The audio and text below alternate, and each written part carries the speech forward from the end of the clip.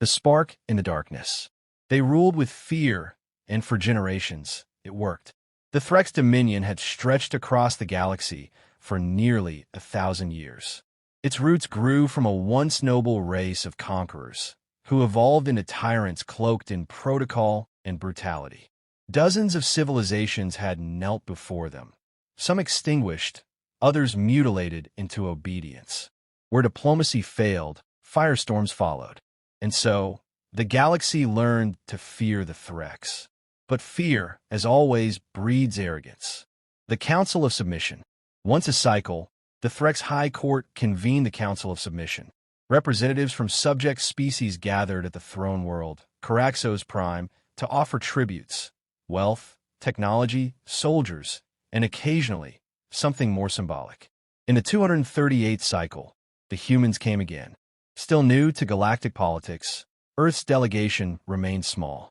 The Terran diplomatic corps, led by Ambassador Eli Kale, attended with quiet determination. They understood the stakes. Keep Earth safe, play the game, and delay war long enough to grow strong. But this year, they brought something unusual. Her name was Mira Kale, age 8. She wore a navy blue dress, had curly dark hair, and carried a stuffed bear that looked slightly out of place among the towering Threx guards. Her presence wasn't just a gesture of goodwill, it was a risk. A human child, offered as a peace witness, a soft-spoken bridge between predator and prey. Whispers filled the court chambers. Even the insectoid Varnai clicked their mandibles in surprise. Only the Threx elite seemed unmoved, watching with reptilian eyes that betrayed neither approval nor malice. But one watched with hatred. Lord Zerath, Archdominus of the core clans. A heart too pure.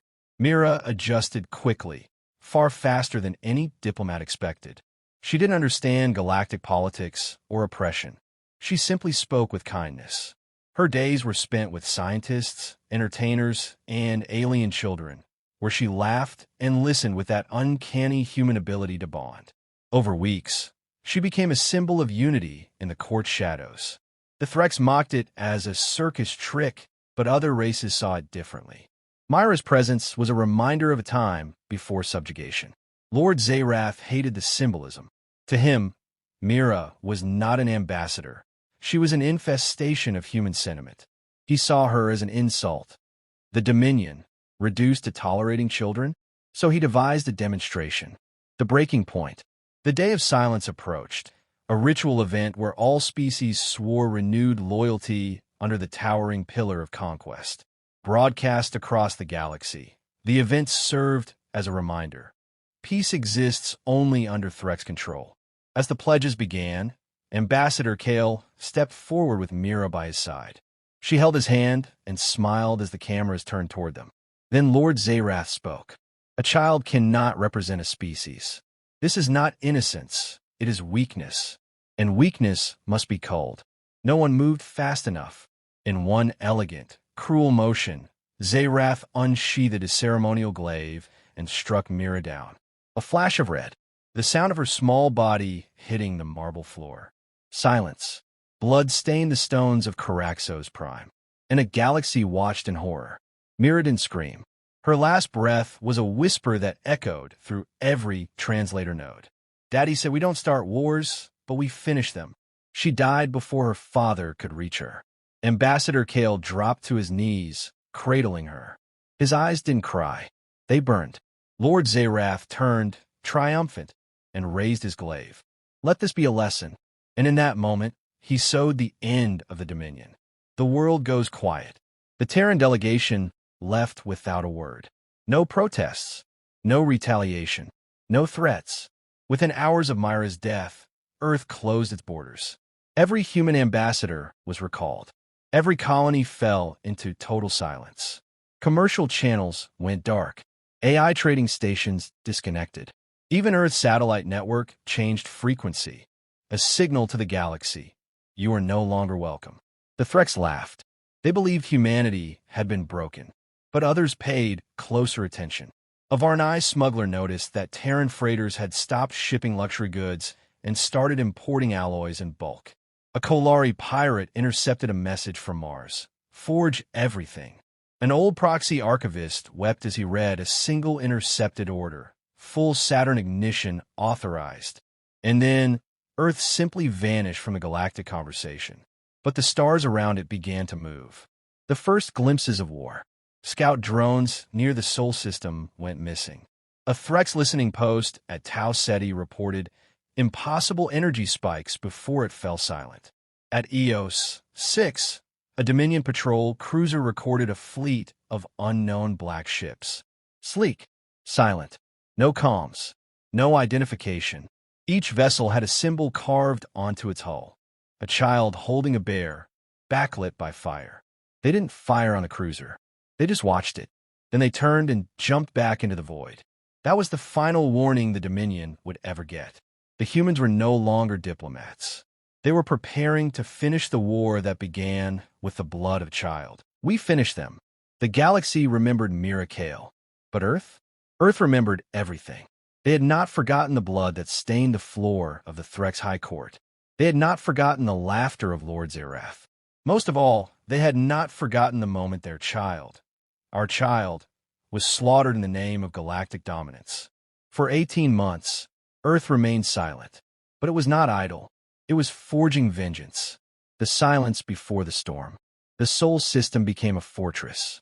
Saturn's rings glittered with nanofactories and carrier yards. The moons of Jupiter were hollowed out and filled with antimatter cores. Venusian clouds became energy collectors, and Mars turned its red dust into railgun silos. Human AI, no longer constrained by galactic treaty, evolved. Entire lines of digital warlords sprang to life under Earth's directive. Build, prepare, avenge. And from deep within the asteroid belt came a message, repeated once to all listening posts across the stars. No negotiations, no apologies, no mercy. We come for what was taken. For Mira. First contact. The Threx first encountered the Terran Vanguard fleet at Kelvari's Rim, a strategic border stronghold. They expected a skirmish. They received extinction. 30 Dominion warships waited in formation. When the humans arrived, there were no warnings, no chatter. Only cold, surgical annihilation. Terran ships folded in and out of space, unleashing kinetic strikes at 99.9% light speed. The Threx never even locked targets. It was over in 7 seconds. The last ship's black box recorded one thing. A child's voice whispering through comm interference, repeating, "We finish them." The collapse begins. Across the galaxy, fear, real fear, began to creep into Threx systems. Human fleets struck with precise cruelty. Military outposts, cloning centers, noble estates, targeted and erased with no warning. And always, they left behind a signature, a floating data beacon, playing a holovid of Mira laughing on Caraxos Prime. In the background of every attack, someone whispered, "For Mira." Alien species once too afraid to resist now rose up, emboldened by the fury of humankind. The Zokri, the Trellian Confederacy, even the pacifist Lerni sent aid in arms to the Terrans. Not because they loved humans, but because the humans had become something no one expected. They had become the reckoning. A message for Zerath. Lord Zerath sat in his fortress palace on Caraxos Prime, watching feeds of his empire burn. His advisors pleaded for retreat, for surrender, for mercy. He denied them all. They're emotional. They will tire. They will break, he declared. Then came a drop. From high orbit, Terran stealth drones infiltrated the palace system. Without firing a shot, they seized the Dominion broadcast network and streamed one image to every screen in the galaxy. A child, curly dark hair, blue dress, holding a bear, smiling. And then, the screen cut to black, followed by 4 words. "We finished them now." Within hours, the Terran Final Fleet arrived above Caraxos Prime. The end of the Threx. Caraxos Prime's defense grid engaged. 50,000 orbital cannons, hundreds of capital ships, planetary shields humming with centuries of technological supremacy. They fell in minutes. Human supercarriers rained down atmosphere plasma bolts that turned fortresses into glass. AI-driven micro-drones infected and dismantled enemy ships from the inside out. And then, as the dust settled, a single shuttle descended toward the royal palace. Inside it stood Eli Kale, gray-haired now, clad in matte black armor. His expression carried no hatred, only duty. He walked into the ruins of the throne room where Mira had died. The room had been cleaned, polished, rewritten, but he remembered every detail, every second. Lord Zayrath was waiting, bound in chain steel, defiant to the end. "You became monsters," Zayrath spat. "All for a child?" Eli Kale knelt before him. Opened a small box. Inside was Myra's bear, singed but intact. "No," he said softly. "You made us monsters." A young girl stepped forward beside him. She looked exactly like Mira, engineered from her DNA, raised among Terran High Command. Not to replace her, but to be the last thing Zayrath ever saw. The girl stared into Zayrath's eyes. "My name is Mira Kale, too. My sister said we finish wars. So we did." And with that, the orbital command above gave the final signal. The pillar of conquest, the symbol of Dominion rule for 1,000 years, was obliterated from orbit. The last monument of the Threx turned to ash. Aftermath. The war lasted 81 days. The Threx Dominion, which had ruled for a millennium, was reduced to fragments in less than 3 months. Humanity did not claim thrones. They did not enslave. They left governance to the newly free species on one condition: "You will never harm our children again." A new galactic pact was signed. It was not called a treaty. It was called the Kale Accord, named not after generals or politicians, but a child whose death reminded the galaxy of what humanity truly was. Not conquerors, not victims, but a people who remember. Epilogue.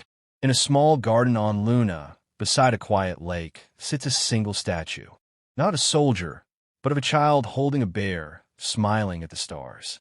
Beneath it, the inscription reads, "She didn't start the war. She just made us finish it."